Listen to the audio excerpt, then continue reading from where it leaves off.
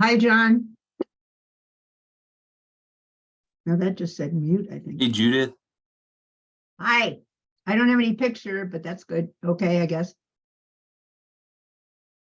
Okay, let's see. Start video. Hey, there we go. Hey, Tim. Hey, John.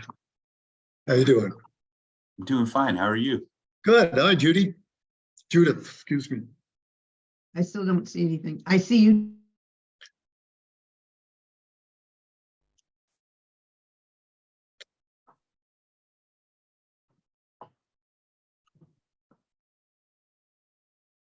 Now Tim's muted. Pardon me? Oh, there you go. Okay.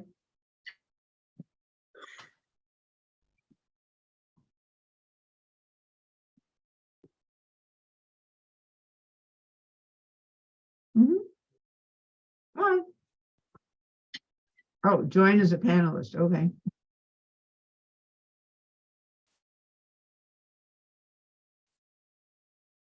Well, let's hope we get a few more.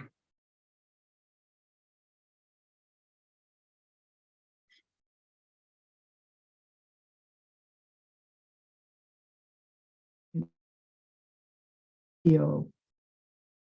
There we go. Hello. Hi, how are you? I'm good, thanks. How are you? All this stuff, Tim. It's really good stuff.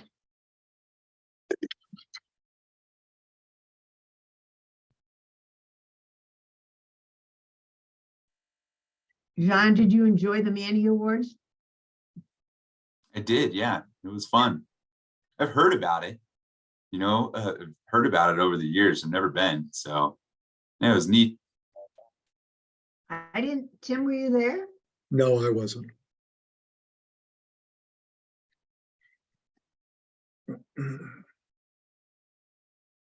Well, let's wait a little bit. Hopefully we get a couple more.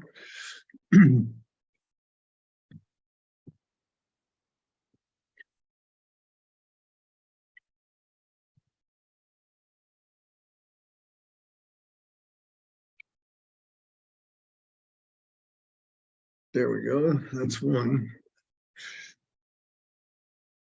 Ah, Shannon. Hi, Shannon. Hey, Judy, how you doing? We're leaving out of here. Things are pretty messed up. You're doing what? Craig's going to Fiji and I'm going to Illinois. Oh, I think you got the short end of that stick. Yeah, Yeah. right. I'm going to be gone for a long time. So no, I'm glad not to be going there. How long is he gone for? 2.5. Just lost you, Judy. First dive trip in 3 years. Oh, great. I've dove in Fiji, Oh, you did? Did you look? dived in Fiji. Yeah, we were on Tabayuni. You were on an island? That's one of the islands, yeah. They just stay on the boat. 5 dives a day. Right, right. And Craig goes on every one. He's going to get his money's worth.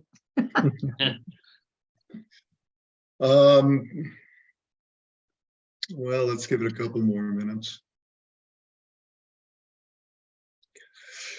Hey, John, I'm thinking that these meetings probably need to go to monthly, huh?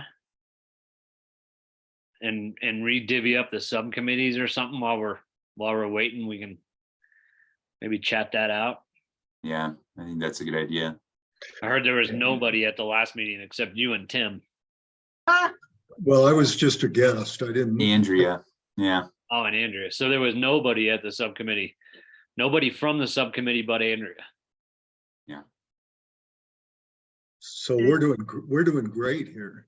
I think it's very, very, very hard because I think we have just lacked continuity. Yeah, I think so too. I think that's what's happened. What'd you say, Judy? I think this system lacks continuity. You know, it's too far out and it's too always, there's no way to keep the momentum going of what you're trying to do when you do it in this system. I don't like it at all. I think it's really bad. I could see you saying, Were you on that other subcommittee meeting? not this time, no. But No. I could see you saying, we're gonna meet as a whole committee 1 month, and then the next month, both subcommittees meet. I could see that. But I can't see this long, drawn out time. I don't think it's. Well, both subcommittees meeting would be the whole group. So Yeah. I think the cleanest thing to do would be to just go to a regular meeting every month. And then That's what we can- used to do, and that's Skylar had the idea to he wanted to do quarterly meetings for the whole committee. I don't have any problem what I'm seeing here supporting you all to do this every month as a regular meeting. So, I think there's plenty to cover. And, one thing that we need to determine too is we need to, if this is going to be virtual, let's just make it virtual so that they can free up space in Memorial Hall and get that off the books there. So I don't know how you all feel about just doing it virtually or if you want to do it in person, but I think we should kind of make a decision to go one way or the other.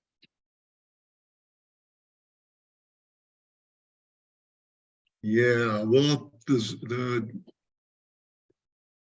Zoom meetings seem to work pretty well, but I hate to see us lose contact with everybody, but this may be the best way to do it.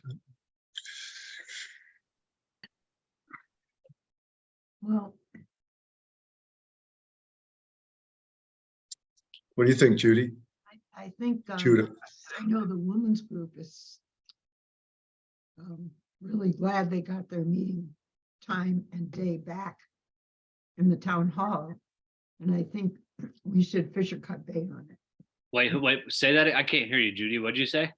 Well, the women's group got booted out because of scheduling conflicts in the town hall. Not with OSAC. No, just that. But what I'm saying is, I think if we don't want that space, we should just let it go.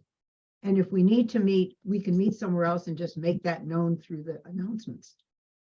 If we need to meet in person, we'll find a space. I'm not even worried about that. Is there anything to prevent us from when we need a space, finding a space? Like, I don't know, a house, something like that on a Monday. Well, maybe we need to raise that question at the next full meeting, which is The whole group. Yeah. yeah, rather than. And of course, there's the component that it needs to be a public meeting, right? But if we're doing some kind of meeting, like let's say we're going to go meet and do a site visit or something, we just, take minutes and, do the whole thing like you would for a regular meeting. So there'd be a way to do that too. And that was the other thing, is that as we get into summer, hopefully we'll be doing more outside stuff. And maybe that could be a meeting. Because we have longer daylight. So it could even be on a weekday, I think, or if it's not, so it's on a weekend. Bring it up. It came up today, for our facility staff were, instructed that there was going to be an in-person meeting today for OSAC. And so they were getting ready to go set up the hall and all that. And I said, well, sorry, no, it's virtual. So we just gonna need to get all of our calendars, in line. Yeah, okay. Well, shall we convene this meeting? I don't know if we need a quorum or not to do this, probably not, since we have to vote on anything at the full meeting. So we'll just do a quick overview of the packet and see what comes up. We're convening the meeting of the OSAC management subcommittee, and we'll start just go into the agenda and the packet and see how we do there. Let me get this stuff up for me. What I did here on the, let's see, we need an agenda. Hello, hi, Robin. Oh, here we go. Hi, Robin, how are you? I'm good. I'm here. Good to see you. Good to see you. All right. Well, we're just getting started, and what I don't think we have an agenda review, do we? Since we can't vote on that without a full committee meeting. I believe that's the case. So it doesn't make much sense to have agenda review or minute reviews Mhm. if they're requiring a full group to vote on, a full committee to vote on. So anyway, we're just starting out with new business. All right. Unless we have some public comment on non-agenda items. So do we have anybody in the public out there, John? Nobody out there. Okay, Everybody's on spring break. we're done with that. Yeah, right. And it looks like it if you're in downtown Manitou. Really? Oh, it's been a zoo down there for a while. Okay, what I did here, the agenda items are just the carryover action items that we set up from the last meeting. So the first thing was to come up with a statement of the purpose of OSAC Management Subcommittee. And I just put some notes down here if my computer will catch up with me. What's going on here? On what the purpose of the OSAC Management Subcommittee could be. This is agenda item number 1. And I'm just brainstorming this along with everybody else. Number 1 is to design and implement a data/document storage architecture that supports secure storage, read-only public access, and read-write access to OSAC members, and an entry point for new OSAC members. In other words, something where they can go, new members can go and go, okay, this outlines what it is that new OSAC members need to get familiar with. Then in addition to that, identifying marketing targets and implementing marketing plans for lot acquisitions, fulfilling the OSAC requirements stated in the post and ordinance. And finally, manage OSAC acquisitions, which is actually what this group started out to be in its entirety. So anyway, I just went through that. Does anybody have any comments on that?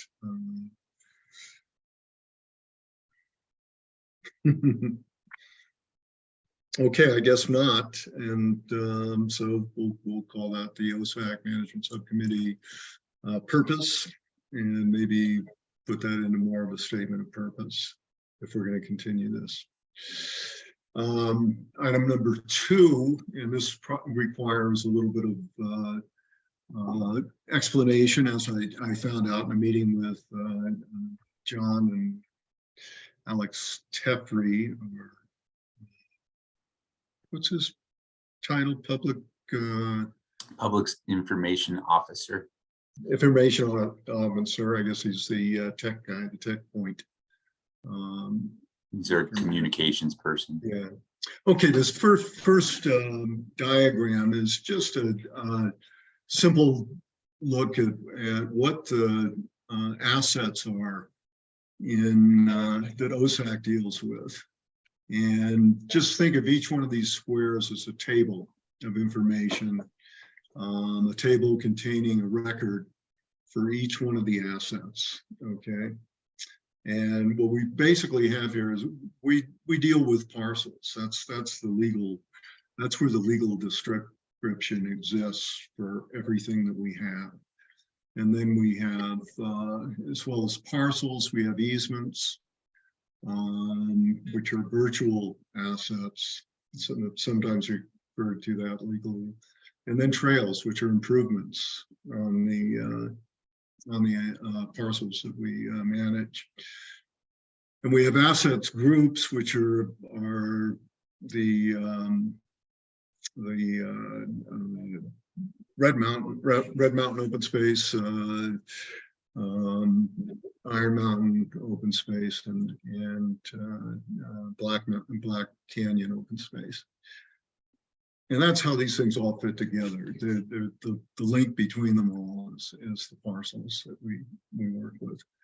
And this sets up real nicely in either in a spreadsheets or database access, but spreadsheets for now. And I'm just doing that in order to capture the information that we're working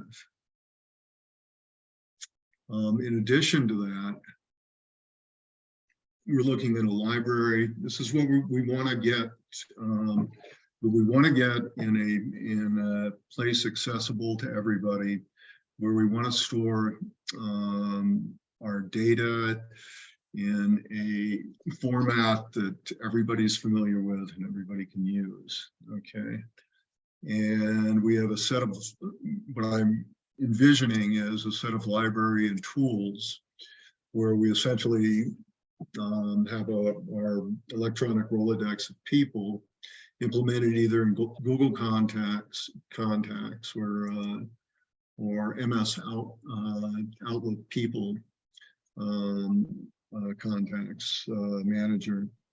And again, this is to give us a centralized place where we can store those contacts and information about those contacts. So right now, we're scattered all over the place. I'm sure, you know, Shannon has his contacts, I have mine. We probably have a tremendous amount of overlap there, but some things that Shannon has that I don't have, and same with everybody else in this group. So we want to get something set up out there, which is in a secure environment where we can save those contacts. In addition to that, I envision, and see what you think about this, a bibliography for all the documents that we store in this centralized group storage area. And what would go in the bibliography is just a record for each document that we have, with the document title, author, a brief statement of brief summary of what's in that document, and a set of keywords that can be we can search on, so that, and of course a link to the document itself. So it gives us some place we can go and say, okay, these are all the documents in OSAC's world. I want to see everything that has to do with Black Canyon, and a list of those documents will pop up with a quick summary of what those documents are about. Or I can search on a keyword, so something along those lines. Does that make sense? Does that include documents on parcels we don't own but are looking at, and you would? Yeah, sure. Anything that's we're storing as a document, or a summary of a document, or anything like that, we'll get an entry in this bibliography, and then, you know, everybody will be responsible when they put a document up here, stored anywhere in our document architecture, to say, to put an entry in there. Would our like our minutes from all of the OSAC minutes ever taken be in there too? Because, you know, you search Black Canyon, you could find a conversation from 15 years ago that might be really beneficial to a whole new group. Yeah, and there's how we handle that is up in the air. You know, what we could do is just have a in our directory hierarchy is storage for all the minutes, and then you could go in there and search that to see if Black Canyon was a topic of conversation. I don't know if we'd create a entry in the bibliography, since it's not exactly a document, and that could be a wide ranging And it's hard to nail down a topic on that. So Is that a safe thing to do?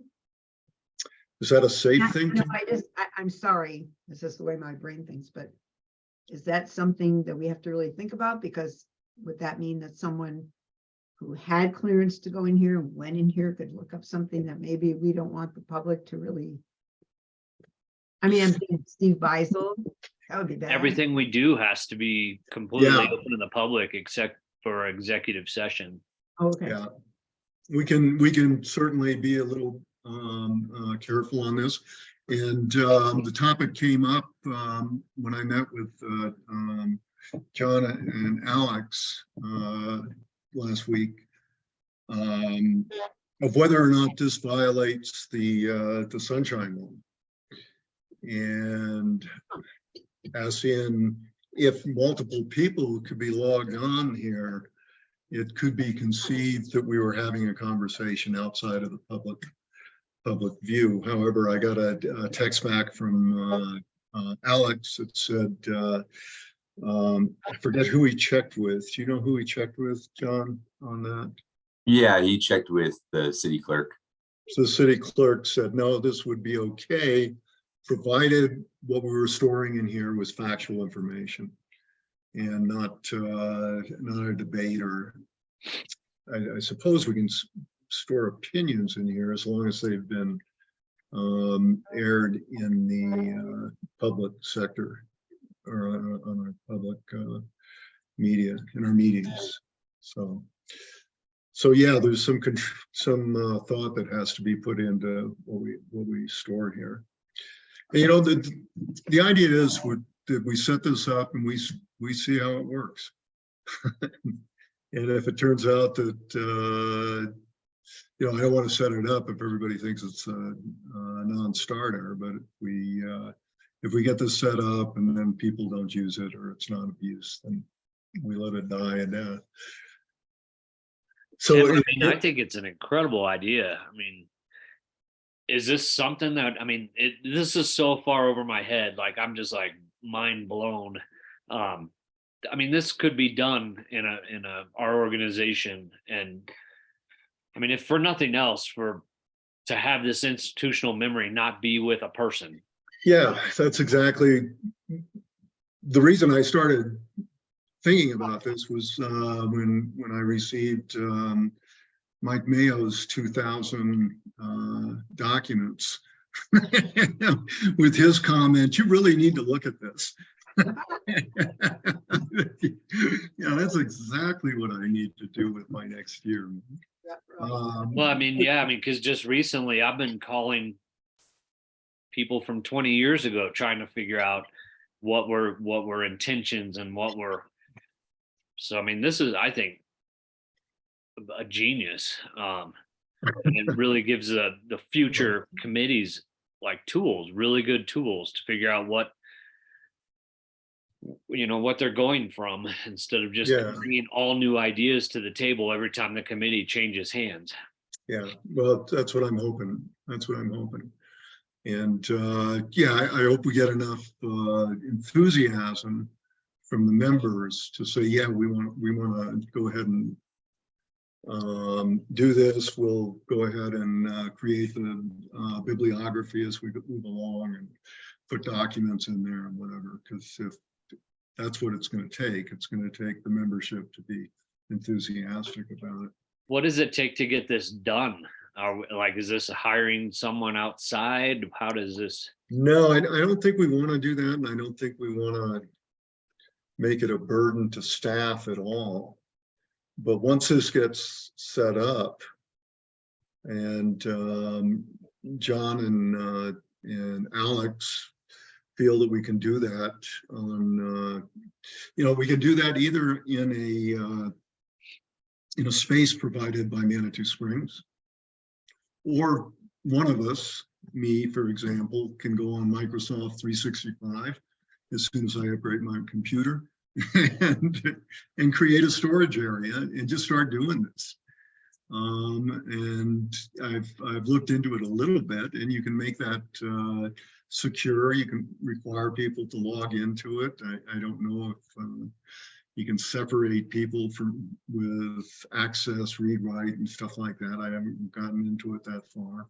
But we have two directions that we can go. But whatever we do, we don't want to make this, number one, a burden on staff, because that's going to be a problem, or to make staff the long pole in the tent as far as putting data in, because that's going to be a problem on our side. If we have to go to staff and say, hey, we need you to put these files in here, that's going to be a real pain in the butt for staff. So we want to keep this easy for staff and easy for us. And I think we can set this up to do that.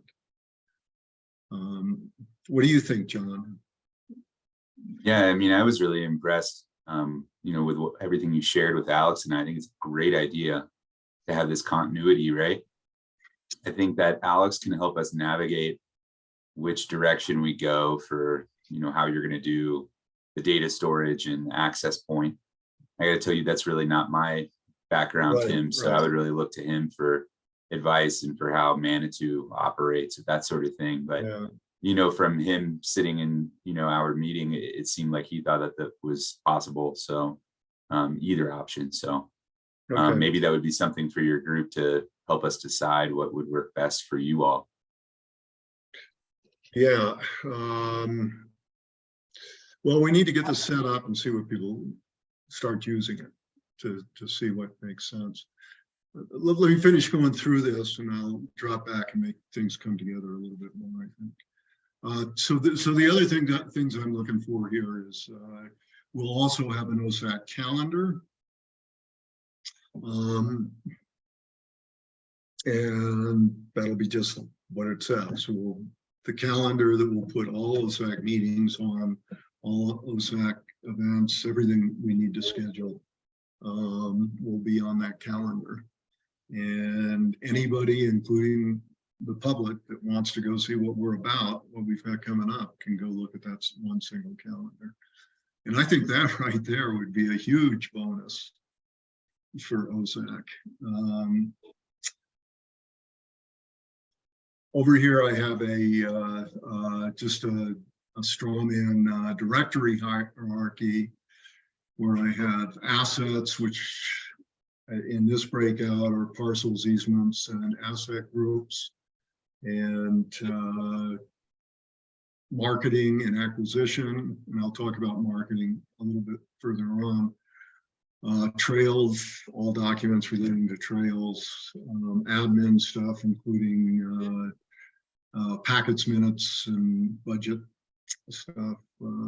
Lessons learned, which I hope we can figure out a way to make that work so that we Without can. libeling anybody. What's that? Without libeling anybody. Without libeling anybody. Don't talk to this jerk. Yes, that. Yeah, we don't want to do that, but we do want to say like exactly what we just talked about. We want to have a note in here that, or just a copy of the email that I got from Alex Jeffrey, and saying, no, this isn't a problem with the Sunshine Law, providing we follow these points. And then we want an entry in the bibliography so we can go in there, Sunshine Law, and see that we have this document out there that deals with this. Instead of going, I remember something someday, somewhere that dealt with this. Okay, so we got the directory hierarchy, we got a set of tools. And if I go back, what I'm talking about here is we already have a parcels spreadsheet. And we got that from Dylan Becker, or just for John's sake, our ex-planner, one of our ex-planners who worked with it. But we needed a couple of other things in order to make this come together and make sense. Okay, and I'm fleshing that out right now. It's once it's there. Okay, looking at this gives us a one-shot picture of what those assets are and hang them together. I've got one-to-many, one-to-one, one-to-many relationships between the records in those tables, and that'll make more sense as we work with this and we talk about it. I have a quick question, sorry. Yes, ma'am. I didn't get it in. On the chart, the library and tools, what is ESRI and GIS? At the What bottom. is it? On Esri? page- On page 5. Yeah, what was it again? I don't know what those initials mean. Acronyms. ESRI? Is that what we're One talking? in GIS. I don't know what. Okay, that's, yeah, okay. I didn't talk about that. Sorry about that. The other tool that we have that we're not using at all anymore, it's kind of, yeah, we haven't had access to it. It's the Manitou GIS. That's the Geographic Information System. And if you remember at the budget meeting, they threw that up and showed a map of Manitou Springs, and they could put up various layers, Right, like you right. could put up the flaps, so could And that's what that's called. put up owners and stuff like this, and that's what the GIS is. And that will always remain under the purview of Manitou staff and technical people, the engineering side. But we should have access. We would like access to that as a tool, that a very, very, very powerful tool that OSAC can use, especially when we're investigating where lots are and people that own it and stuff like that. I mean, some of the stuff that I did, I'll get into in a minute, took a long, long time. It's tedious as hell to go through the assessor's site, click on every lot, pull up who owns that and stuff like that, when you can do it like that with a GIS system. So that's what that is. And what's the other one? ESRI. Oh, Esri, sorry about that. Esri is the name of the company that provides the GIS system, and that stands for something, but I don't know what it stands for. I don't know what it stands for, The name of the company. but I'll tell you this, Esri is huge. I mean, that piece of software has massive capabilities, and this is a multi-billion dollar company, and that's involved in a lot of different things. So it's a wonderful tool to have there. It takes a lot of expertise to use it well. So we'll be dependent on staff for anything that we do with that. Okay. Let me just go down here. Okay, so that's an overview of the concept of the data storage architecture. Hey, Tim, are they still working on making an interactive? Did you talk to Emily from GIS? Emily is gone. Emily's gone. Huh. Yes, I talked to her. And Working to hire somebody. Okay. John, right before Skylar left, we were working on a very simplified version of this because we were having some of our OSAC members, like Tim was saying, it's a very complicated process to go to the assessor's office and figure out what's what. Yeah. And he had a map that I guess Emily was working on, where you could click on a parcel and a color would show up, and it was very simple. Okay. So that's probably not a thing anymore, huh? Could be. I don't know what, Where it was, I'm not familiar with it. It's the first I've heard of it. So Emily never, came to me with, hey, I've been working on this kind of thing. Yeah, here you But go. I'll check with Dole and see where they were at with that. It would be a great tool. And that's certainly especially something it was really close to done. So if it was something we could use while we're getting this set up, because it was just a really easy thing for us, especially in Yeah. a Zoom meeting to, hey, we're talking about this parcel, it's yellow or it's red. For the people that were less familiar with some of the Manitou properties. Right. Yeah, And this kind of thing is not, this is what a GIS system is made to do. Right. Once Right. you've got the data, which obviously we do already in the database, the GIS system is backended with a database system, which contains all the data. Once you've got that data, this is the bread and butter of a GIS system. And it seems like we had it. Like we it do just have, needed- we do have the data. Well, and the map that Skylar showed, you could click on whatever, but I think we just were Yeah. tweaking some colors. I think it was as easy as like, we just wanted some colors, some overlays changed. So, I mean, it was right there. I With all our- remember they actually did a demonstration for us. They Right. actually showed us all the Yeah, way. they said it would be ready in 2 weeks. Yep. And and then- look into it. And then literally that was the day Skylar said, hey, I'm gone. So, Yeah, and then whatever. You know, I just any of what I'm saying here about the data storage makes sense to people. Yeah. Okay, well, I'll keep pushing on it and maybe get some stuff out to everybody in between now and our next meeting. It would have to be public, but that's okay. We can do that. Okay. well, and Tim, that makes sense because this conversation with Emily being gone could be prevented by this new tool you're bringing around. So, Yeah, could. Or at least we'd all know it. Okay, the other thing, the next thing on the agenda was master plan discussion. And we've kind of had this a little bit before, but all this was number one, where do the master plans come from? What's driving them?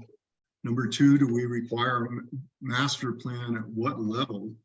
And in other words, every odd lot should not require a master plan, or maybe it does, I don't know. And so a couple of the bullets I've got on here is current master plan, Iron Mountain, Red Mountain, and Black Mountain are driven by our easement to the Palmer Land Conservancy. And what the reason that we've done we've given that easement to the Palmer Land Conservancy is that it's required by our funding partner, in this case, I think GOCO, Colorado, is that right, Shannon? Yeah, they say, okay, in order for us to lend you money, we make you have a master plan that's acceptable to the Palmer Land Conservancy, and you're giving a conservancy easement to the Palmer Land Conservancy. That easement says that nothing will ever be built on this except for trails and whatnot that are specified in the master plan. That's how we get into that. And those are expensive documents. Those are $50,000 documents or something along those lines. And they're great. They're really incredibly detailed and complete. But we don't, but the next thing that comes up is what do we do with our odd lots out there? And that's where we asked John Stark comments on this. Well, I would say, for those properties that you'd mentioned, certainly there's the Palmer Land Conservancy and GOCO element to it. But master planning is also important. It's an important part of the process just for site planning, right? To get a property open to the public, in a way that, that we're responsible as, land managers. So, I think that that's an important tool for properties of that size and of that character. But then when you're talking about the odd lots, smaller acreage properties, I don't know that we would have that same level of requirement for a master plan. Yeah. I don't know if there's a legal obligation from how the properties were acquired. That would be something maybe to look into, but from a planning perspective, it might not have the same level of need that a Black Canyon would. Right, and I would hope not. Yeah, And not that I'm dissing those the need for those master plans. They are needed, and I see the purpose for those. Shannon. I think it would behoove us to get an opinion from planning on that, because we've been chucking along without all these master plans for these 200 square foot properties forever. And then randomly Dylan, the only one in planning at the time, said, oh yeah, you guys got to do this. This was several years ago and we never did it. what was Dylan's reasoning behind that, hey, this needs to be done? It was super vague. Okay. But he said it was something we had to do to satisfy the code. But as we all know, the code and land use has been rewritten. So I think it would behoove us to get Hannah to weigh in on this about these little odd lots. And I know there, some of them we have, some 30-acre lots, 10-acre, 5-acre. They might be different, but we have a ton of like 400 square foot lots. I think Okay. planning would be a really good place to see what our obligation is on that. Because we've been literally, we talked about this not at all until Dylan very vaguely brought it up in a meeting. And we did nothing about it for, it's probably 4 or 5 years. So it seems like we're the only ones perpetuating this need for this master plan. I think it'd be good just to hear from planning if it's something that we really need to do, or is it just in our heads that, oh yeah, Dylan told us this in passing pretty much at a meeting in person well before COVID. Would you all be able to send me some examples of these odd lots so that I could run that by? Oh, I'll show you a ton of them in just a Yeah, minute. I mean, a Okay. real easy one for you to look at would be Pilot Knob. There's a little lot that's right, God, I don't remember the address, but if you look on Pilot Knob, it touches the street. People made a community garden out of it. There's another one on Cliff, and we got that like 3 years ago as a donation. It was 400 square foot lot. I'll send you the spreadsheet that contains all of these things. That's great. Awesome. Yeah, I'll follow up with her and look into it. I think that's a great idea. And a to lot of just them, John, when you're check that looking out. at them, a lot of them are donations. Someone said, hey, we don't want this, here you go. Some of them were donations in lieu of fees for Yeah, whatever. I So- always like to bring up the one on Washington Avenue that the city got because there was a landslide and FEMA bought the houses and tore down the houses. And my understanding then, you can't build on it. So the land just went to the city. So there's another one there. Yep. Okay. We'll get that to you, John. okay, great. All right, so that's the master plan discussion. And let's go on to parcel evaluations. And this is exactly what we're talking about here, is that we had all of these odd lots. And Dylan had, and I think this is correct, said that we needed to get eyes on and evaluate these odd lots. And we've tried to set up a little bit of a system to do this. So I would like to ask, has anybody else gone out and inspected odd lots? No. Okay. Oh, good weather. I have, Tim, Oh, okay, thanks. but Shane. I did not type it up like this. So Okay. Well, I'll go through this and we could, One question for you, Tim. Were Yeah. we going to get a list of assigned lots to go look at? Because I didn't get a list. You didn't, oh, okay. Yeah, I mailed out a list, emailed a list to everybody. wait, Oh. was the list designated like you take these, or was there just a general list? No, I sent out a list with assignments. Can you send it again? I Yeah. will Because send it. I swear I And didn't. what I will also do and suggest that we do is, if, I know Shannon doesn't need my help on this, but if you and Judy would like, I can go out with either one of you at any time to go look at some of these with you. Okay, And we can figure out what makes sense to write down and everything else. So I would be happy to be do great. that. Yeah. Okay. So anyway, let me run through this real quick and I'll show you what I got. This document contains an evaluation of odd lots, and what I took on, because I'll explain this in a minute, was all of the odd lots on the north side of Red Mountain open space. So that's the side that sweeps down to what are some of the roads down there, Midland and yeah, anyway, on that side of the Red Mountain watershed, in between, let's see, in between, what was it? I just forgot the name of the, access parts, spirit side, blah, blah, blah, blah. Oh, that's right. I'm not looking at my current iteration of this. Hold on, let me pull something up real quick. Can you just take a second?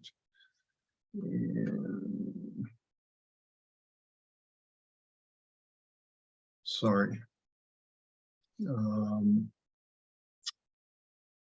Yeah,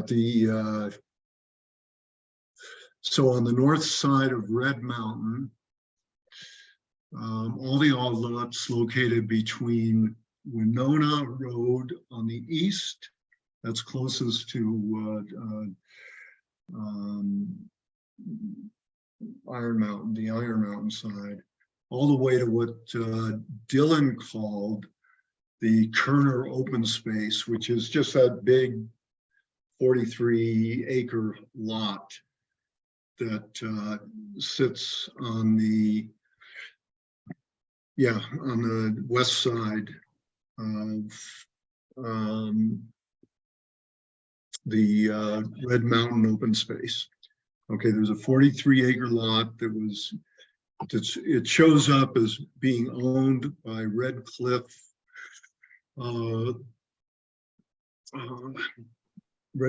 Renovations or something like that. But it's one of those LLCs that Manitou Springs owns. No. That's Bill Kerner's company, and he gave us an easement on that. Okay, he has an easement on that. Okay, great. Yeah. That's an important thing for me to know. I didn't know if that was owned by us, if it was one of those LLCs. No, we that's own. that's his company. Okay, well, good. I'm glad I left that out of this evaluation, and that would have been a trial, because that's a little bit different animal from all of these other odd lots that are on that north side of Red Mountain. Okay. Yeah, Bill's is definitely a special piece of property. Okay, good. I had asked somebody that before, and they said that we owned Red Mountain or Red Cliff, and so I had the wrong information on that. Great, thanks, Shannon. Okay, so anyway, what I did, I went out there and I was going to walk around all of these little parcels, and if you keep flip down, you'll come to a chart that says Manitou Springs odd lots on north slope of Red Mountain. Do you see that on page? What page is that on? Okay, now I'm on the wrong. Oh, On page 9. In the packet. Do you see that? Everybody see that?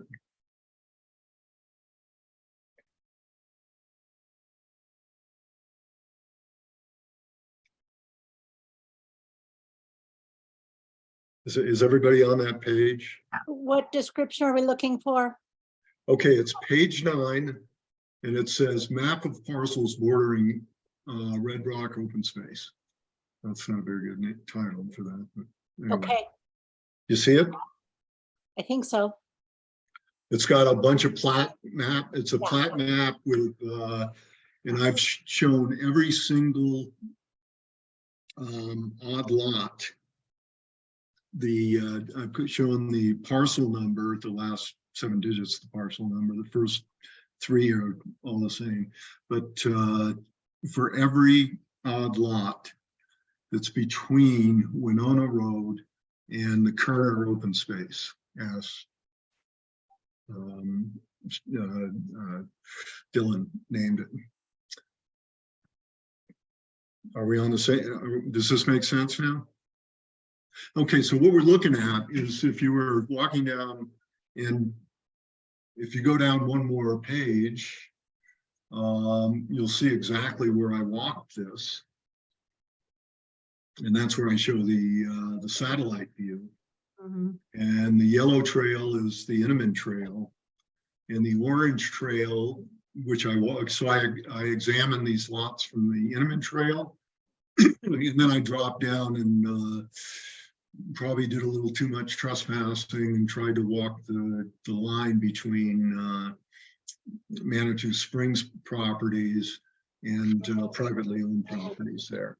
So my point that I was making up here in the text is that it simply doesn't make sense to say that we're going to examine each one of those properties. You would need a surveyor to go in there. Some of these lots are 1,000 square feet or less. Well, can I point something out, Tim, that might help Sure. people with this? Everything you're seeing south, so to the down and left of Chapito Road, are all vacated roads. There are That's no actually roads. that's actually to the north. What's that? That's actually to the north. I'm just saying for map's sake, so nobody has Yeah. to get. If you take Chapito Road and go down and to the left, Chapito Yep. Road exists. None of these other roads exist. Right. And Ex- none of those lots are like lots. And one of the main reason they're even lots still on the map is because there are a couple parcels up there that are still privately owned. And we're trying to get those. No one will ever build, no one can ever even get to them, but we want them so we can put them all together and vacate that whole subdivision. Exactly. And that's just a paperwork deal. That doesn't really mean anything because no one can get to those. There are no roads, there are no lots, there are no lot lines. We own most of it with the exception of like 1, 2, 3, 4, 5, 6, 7, 8, 9, 10 maybe. Right. And But it's confusing. That's I didn't want actually, anybody it's to a be lot confused looking more at than- that map. huh? I didn't want to confuse anybody looking at that map. It is confusing. And one of the points that I made up in the verbiage of above that is that it simply doesn't make sense to examine each one of these lots. Because we would have to, in order to know where that lot is, we'd have to have a survey on every one of these lots. It Right. would cost us more to get that survey done than the lots are worth. And that's where I think So- planning needs to come in and say, hey, guys, because I really think we're perpetuating this huge burden on our shoulders that What I'm might or saying, might not what I exist. say here, Shannon, is that we're not going to do that. What we've done is we've inspected these lots from the trail and from down below, and we can say that this is, they have the same basic geological and biological characteristics, being co-located in a largely homogeneous area on the north side of Red Mountain watershed. Furthermore, the lots are located on steep to very steep hillside with only one intervening trail, the Inman Trail, and no road access. Hence, we're gonna evaluate these in one shot. We're gonna say this chunk of lots, and I go on to talk about these lots a little bit after that. Okay. So the method is to inspect the lots while hiking the Inman Trail and while bushwhacking down the lower side of on the lower hillside. I've looked at every one of those lots somewhere along the ways, and they're all pretty much the same type of lots as we find in the Red Mountain open space. There's nothing significantly different about those. And I've listed all of the lots here in table 1. Those are all of the lots that Manitou Springs owns in that area. And so that's the inspection. And then at the end of this, I use that evaluation criteria that I pulled off of the Post and City Ordinance 219. Those are all the criteria that we are required to use in evaluating these lots. And it actually worked out pretty well that way. So I went down through this for those lots and was able to actually use this and go, okay, there's no riparian areas, steep slope, floodplain, zoning, and this worked out pretty well as far as evaluating all of those lots. So I evaluated all of those lots in one shot, and that's what this is. What does the P mean on the little Oh, plat? those privately owned, sorry. Oh, privately owned, okay. Yeah, those are the privately owned lots. A lot of these lots are owned by Colorado Springs Utilities. Now, And the ones just- that are in black that have a number, oh, I thought those were the privately owned. yeah, I should clean that up, and I have in the. I did some editing on this before, after this was sent out, and I Okay, cleaned so that up. ones in the black printed numbers with probably a name, that's a name or a privately owned lot, and then the Yeah. others are also privately owned. Yeah, right, Okay. exactly. The Okay, stuff in green is what Manitou Springs owns. yeah, Don't see Okay. color.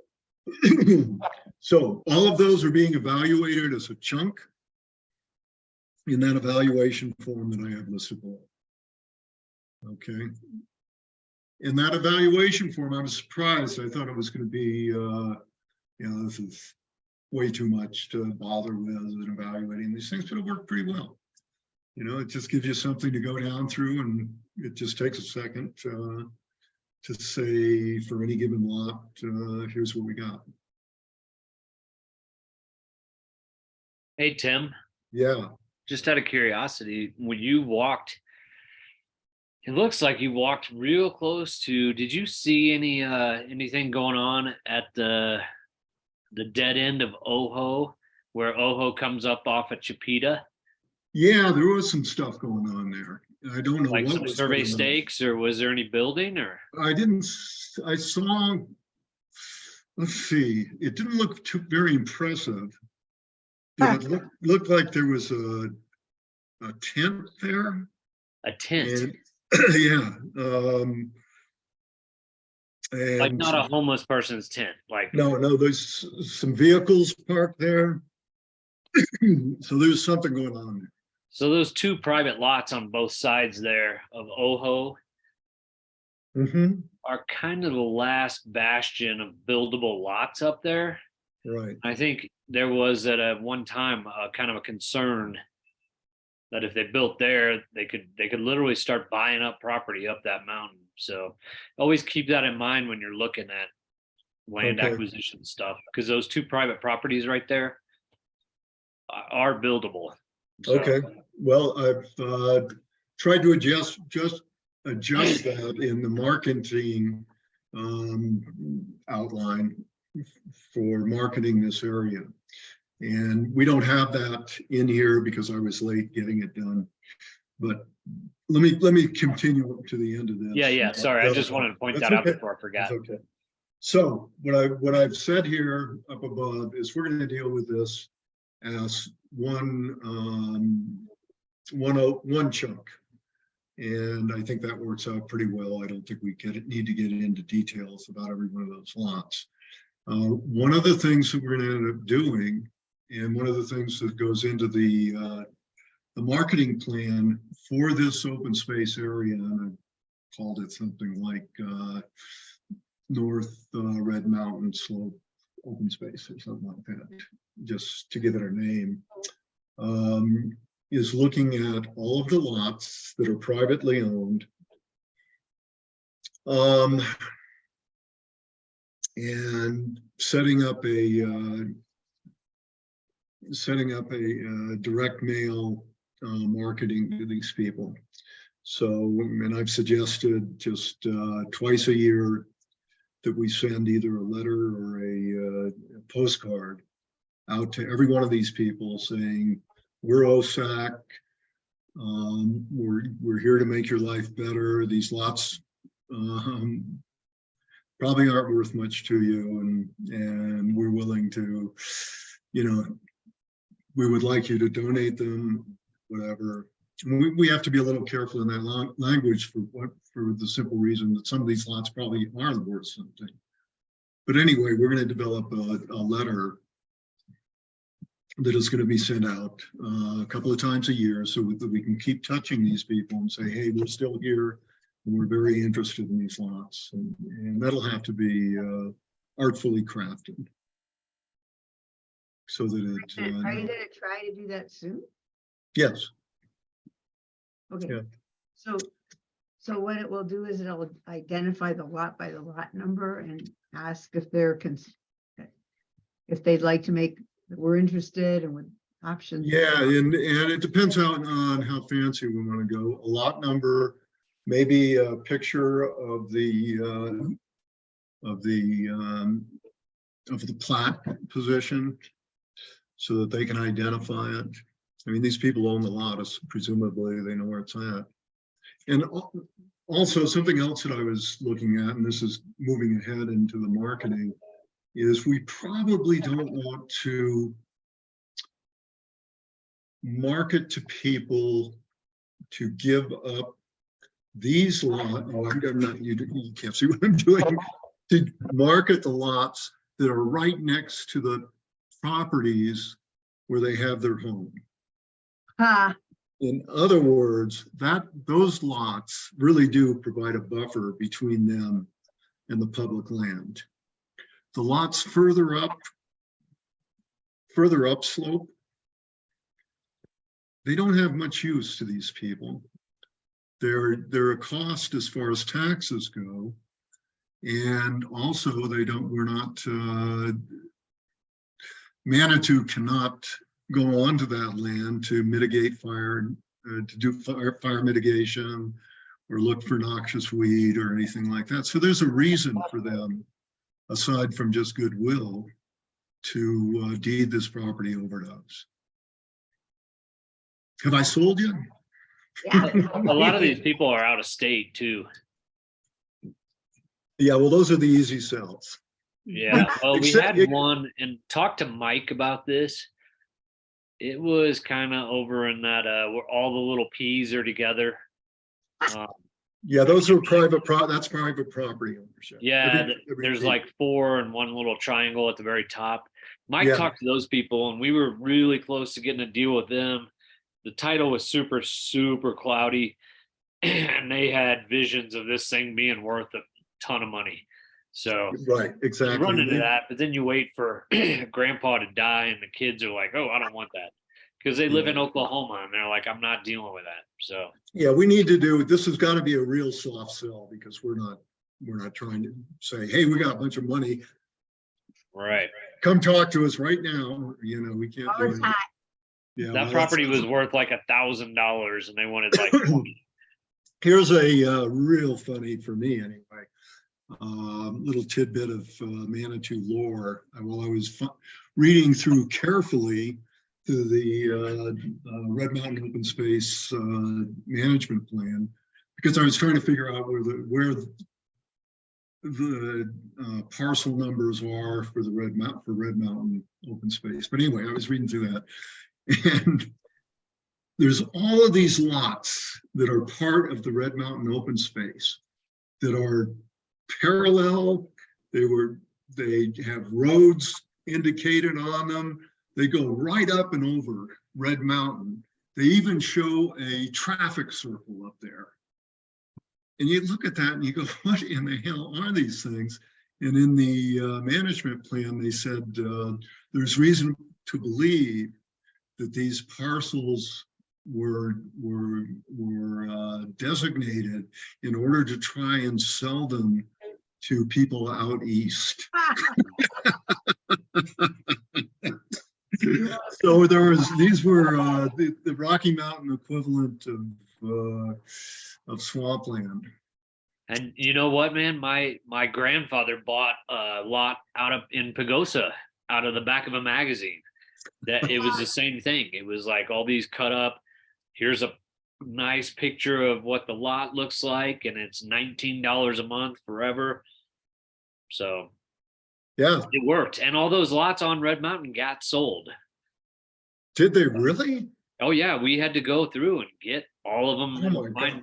Yeah, Michelle Anthony did that for years. They were all sold. They were all Fair- private property. I think it was called the Fairview development, right? Yep, it was all plotted Well, roads. That's what we had to vacate the whole thing because it was They were- legit too. They were view lots. Yeah. Every one of them. Yeah. Okay. So I'm taking a lot of your time, but so that is my response to inspecting these lots. And I think it's legitimate to say we've inspected them, and we're not going to go in and survey every one of these things individually. It just doesn't make a bit of sense to do that. Okay, and then so the next thing that would appear on here, if I hadn't been procrastinating, would be a marketing plan for this area. And what that would generally basically do is identify all of the lots that it makes sense for us to, we can reasonably expect people to deed over to us, and set that up with a biannual, and that's this coming off the top of my head. We don't want to send them out every month. People will get sick of us. We don't want to send it out less than that because we'll lose track of we want to keep reminding people that we're here. So that's basically the marketing plan. And to put that on a schedule, and there are software tools out there if we want to go that route that do this automatically, that just pump out these letters at whatever frequency you want, and set it up, or it can be done manually. I mean, we don't have that. You know, we're talking less than 100 people that we're going to be marketing to. So, that was So do we? what the rest of this was supposed to be. Okay. I mean, are we gonna talk about this marketing thing, or are we? Yeah, gonna we're, write that's a what we're, letter to say, well, you know, let's have more than just this thing plodding forward. Maybe we could get the letter written. I'd be willing to give it a crack. I mean, just to get it to say, oh, no, we're not gonna do that. You need to say this or whatever, but at least things would be moving on in more of a multiple front instead of just one thing at a time. yeah, I agree. And if what I have in that marketing plan at this point is a bunch of action items, and a lot of them are to talk with John about, okay, what part of this does staff do? Because I imagine that city council does not want us talking directly with owners about the price we're going to pay for these lots, or doing any negotiations of that sort of thing. I'm not sure. Wouldn't the first letter not say that anyway? Wouldn't the Pardon first me? letter ask for the parcels to be donated? Right, it'll say, yeah, the verbiage on that letter has to be very artfully crafted. Mhm. And I think, I'm curious if that letter comes from staff I would like to say that it would come from staff, so then whoever's getting that letter knows, there's a more of a paper trail. And they can say, hey, John sent me a letter, but I don't know because we go through staff quite a bit. So you're saying you feel like it should come from, Or the chair. I mean, I know that we can't be running around everybody just making deals. oh, no. This was gonna come out from a central point. So it's got to be a single And point, there will be a phone number to call. right? And There'll who be- is that phone number? And who is that phone number going to? I don't know that that's a committee member because we are volunteers. Yeah, that's, I guess I wasn't thinking that far ahead. What I was thinking is, do we, as a committee, need to put together a letter just to get us going? And then say to staff, and they're gonna say, well, no, you can't. Well, we're just bringing down the points we think need to be in the letter. And then staff will go, well, this is how you do this, we'll do it. I think Judith is right. I think if you get that going, Judith, and then you send that my way, anything that we're going to have to do is going to end up getting reviewed by the city's attorney, right? And so then that's really going to kind of give us the direction for which way, how Manitou wants to do business, right? yeah. and That I makes think sense to that's- me. I agree, Judy. We'll put something together just as a draft and Yeah. expect it to be torn apart, but turn it over to Well, John. But I think what you're doing is you're saying, okay, OSAC is putting this letter, we're not writing the letter, we're just making sure points we think are important are in there, because we couldn't write the letter anyway. We can't give them the phone number. We can't sign the letter because we're not staff. Right, we could put together a draft, but there's a lot of other little points that you have to think about, like how long is this letter? Are we going to send out letters or a postcard? Letter. How much That I information? would say. It has to be a letter on Manitou letterhead. Manitou letterhead, yeah. And postcards. How much information do we provide? Now, Right. you've got to be pretty terse with the stuff. Yeah. You've got to grab them. It's a sales document, is what it is. Really, first, it's a donation document, isn't it? Well, yeah, but we're selling them. We're selling them on the idea that, Well, it's a cold call too. and it's a cold call, yeah. So yeah, we'll do something to prime the pump, Judy, and then just keep after John to make sure that it's going through the process. I'm not letting you off the hook, John. I'm trying really hard, but he's just not. Hey, Tim, I'm pretty positive that I'm happy to help out. I'm pretty positive that Mike in those documents had a letter. Oh, okay.